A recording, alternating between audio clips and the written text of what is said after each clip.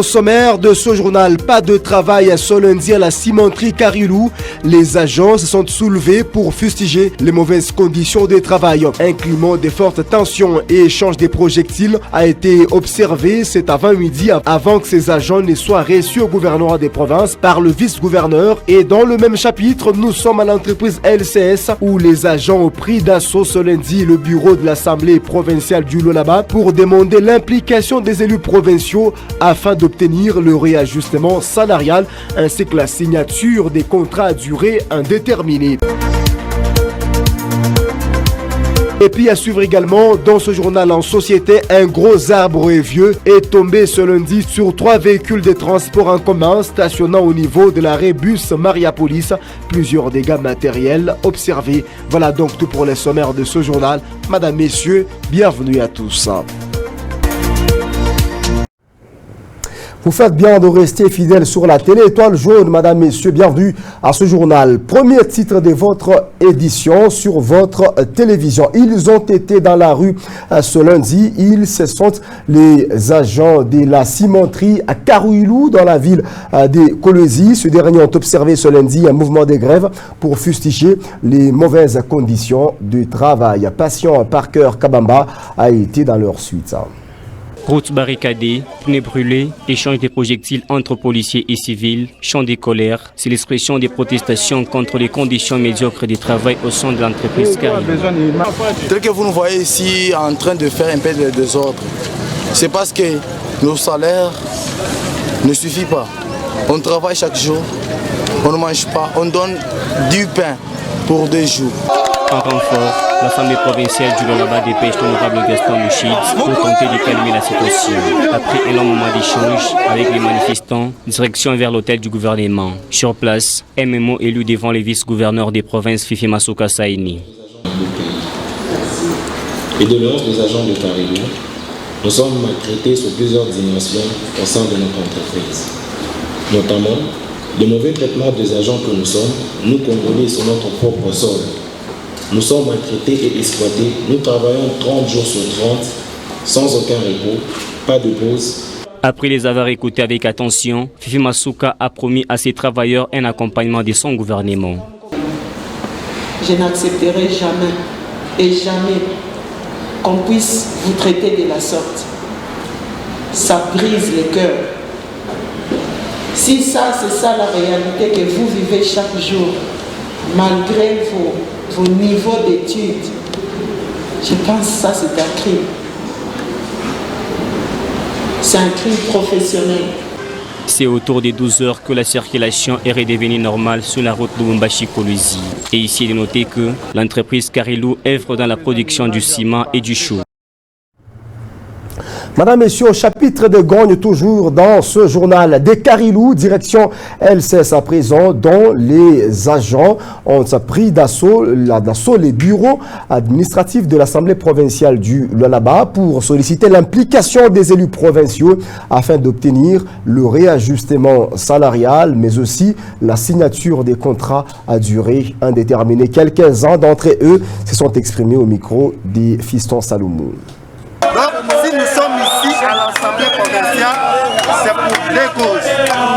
Soit les Chinois doivent fermer leurs usines, soit augmenter les salaires et nous devons signer les contrats à durée indéterminée. Jusque ça, c'est ce que nous exigeons à l'Assemblée provinciale.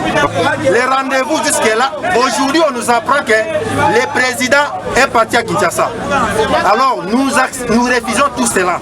Ce sont du mensonge que le président n'a pas la volonté de nous recevoir. Peut-être il a peur ou il est sous pression. Alors nous refusons. Nous attendons jusqu'à ce qu'on trouve la solution. Nous sommes partis au gouvernorat. Il n'y a pas une solution favorable. C'est pour cela que nous sommes venus ici à l'Assemblée aussi, à l'Assemblée provinciale. Mais nous constatons que même à l'Assemblée provinciale, ils sont incapables de trouver la solution pour les agents de LCS. C'est pour cela que nous exigeons toujours la solution à l'amiable avant que nous recommencions le travail. Aux autorités provinciales d'écouter nos doléances, sinon nous n'allons pas travailler. Mais vous connaissez la situation des Chinois. Les Chinois n'engagent pas les gens. Les Chinois n'aiment pas que les travailleurs puissent signer les contrats à durée déterminée. Et préfèrent que les travailleurs puissent signer les contrats à durée déterminée. Une année, 2 ans. On vous met à la porte. Il faut engager d'autres personnes. Madame, Monsieur, changement des chapitres tout en restant en société. Toujours, nous le disions déjà au sommaire de ce journal sur votre télévision, sous l'effet du poids de l'âge, un gros arbre vient de s'abattre sur 3 véhicules. Bien, la scène s'est déroulée au niveau de l'arrêt bus Mariapolis où stationne les voitures de la ligne Mariapolis-Cité. Patient Parker Kabamba. Véhicule endommagé, c'est le bilan d'un accident qui s'est produit au niveau de l'arrêt des bus cité Mariapolis. Une situation qui a suscité la colère dans les chefs des conducteurs.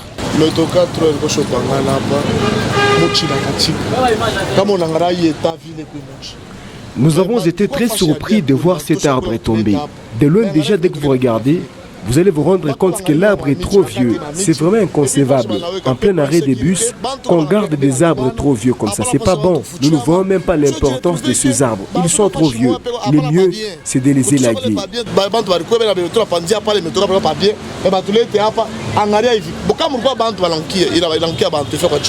Face à cette situation, ces chauffeurs plaident pour l'abattage de ces vieux arbres afin d'éviter les pires dans les tout prochains jours. Et si dans le véhicule il y avait des clients, qu'allait être les sorts en ce jour?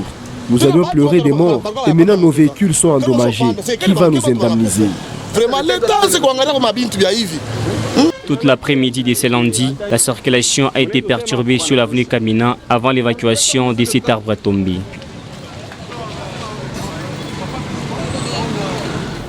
Et puis, rendre grâce au Très-Haut pour la libération de plusieurs détenus dans différentes prisons de la République démocratique du Congo par la grâce présidentielle signée au mois de décembre dernier. C'était l'objectif du culte d'action des grâces organisé dans la salle Manika ici dans la ville de Kolwezi, initiative du Forum national de la jeunesse.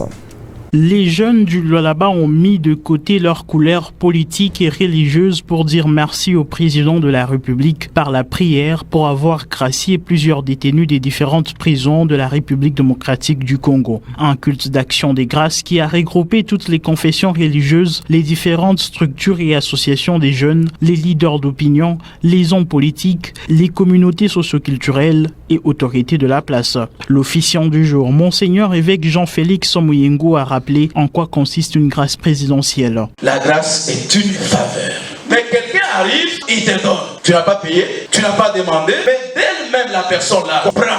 C'est ça la faveur. C'est à quoi tu t'attendais pas. Séraphin Cassage, président du Forum national de la jeunesse, a au cours de son allocution signifié le contexte dans lequel les détenus ont été libérés, dont figure parmi eux Eddie Kapanda. Ces cultes d'action des grâces poursuivent des objectifs bien clairs. C'était pour recommander notre pays dans le médiature. Vous avez vu même les autorités ecclésiastiques de confession religieuse ont proféré, ont déclaré, ont fait des déclarations prophétiques pour le salut de ce pays. Nous avons fait une très belle initiative de recommander notre pays en tant que jeunesse. Au début de cette année comme ça. Par la suite, les représentants des différentes confessions religieuses ont chacun prié à sa manière pour laisser entre les mains de Dieu ses patrimoines communs qui est la RDC.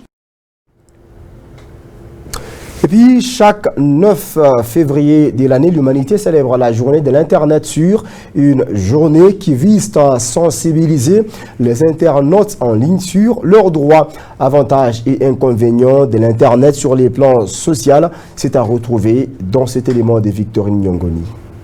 ce 21e siècle, caractérisé par la révolution des nouvelles technologies, de l'information et de la communication, l'Internet est omniprésent dans la vie de la population. Cela pour plusieurs scientifiques comme professionnels. L'importance de l'Internet n'est pas à démontrer dans plusieurs secteurs. L'Internet nous apporte l'information directe à la personne que nous avons question. Sans avoir contacté personne, il faut juste vous payer les mégabytes ou bien les gigabytes, vous chargez de votre SIM. Vous envoyez les messages à l'Internet, ça nous permet, c'est du côté positif, ça nous permet d'envoyer les photos par rapport aux subjectivités. Par exemple, tu as un chantier de travail à Lubumbashi. Alors il n'y a pas moyen que tu puisses faire les suivis. Vous avez un superviseur qui est doté pour faire la supervision. Il va vous envoyer les images à travers l'Internet. Utiliser Internet peut engendrer beaucoup de dégâts sociaux, notamment la dépravation, surtout en milieu juvénile où certains enfants, grâce à Internet, peuvent avoir accès volontairement ou par inadvertance à certaines publications obscènes. Mais un point négatif de l'Internet, aujourd'hui, nous voyons sur l'Internet, on est en train de publier les films pornographiques. Quelqu'un qui nuit, qui publie ça, ce n'est pas bien. Il y a d'autres histoires que les enfants sont en train d'accéder à l'Internet, qui les poussent à faire certaines choses qui ne sont pas tellement adaptées à leur âge sur le plan éducationnel. Initiée depuis 2004, la Journée mondiale pour Internet plus sûr vise à interpeller les jeunes internautes ainsi que leurs familles sur les droits, devoirs et responsabilités des internautes en ligne. Après son investiture à la tête de l'Union africaine, le président en fonction, Félix-Antoine Tshisekedi Tshilombo, a tenu ce lundi sa première réunion de son gouvernement. Ça s'est déroulé à Addis Abeba. Nous sommes là en Éthiopie. Commentaire, Daniel Ndila. Au lendemain de la clôture de la 34e session ordinaire de la conférence des chefs d'État de l'Union africaine, le président en exercice de l'institution panafricaine, Félix-Antoine Tshisekedi Tshilombo, a eu une réunion avec l'équipe renouvelée de la Commission de l'Union africaine. Conduite par Moussa Faki Mahamat, cette équipe est constituée notamment de la vice-présidente de la Commission et des commissaires. Il s'agit de la première réunion de prise de contact avec le gouvernement Tshisekedi de l'Union africaine. Le nouveau président a exposé la vision de sa mandature à cette équipe et félicité chacun des membres. La Commission de l'Union africaine, CUA en sigle, est le secrétariat de l'UA et assure les activités quotidiennes de l'Union. Elle est basée à Addis Abeba en Éthiopie. Nous allons terminer ce journal en sport. Enfin, le Maroc a conservé son titre des champions, son titre en remportant les championnats d'Afrique des Nations CHAN 2020 grâce à sa victoire sur le Mali des buts à rien. Ça s'est déroulé dimanche dernier à Yaoundé devant plus de 10 000 spectateurs autorisés à prendre part à cette finale. Ben Moulanda.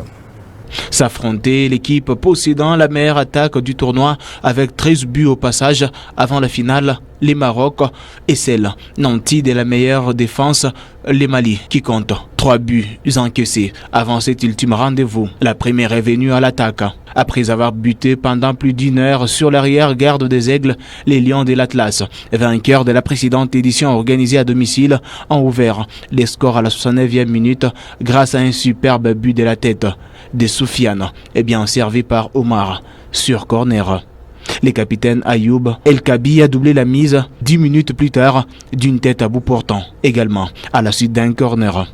Auparavant, les Mali avaient eu une occasion en or d'ouvrir la marque.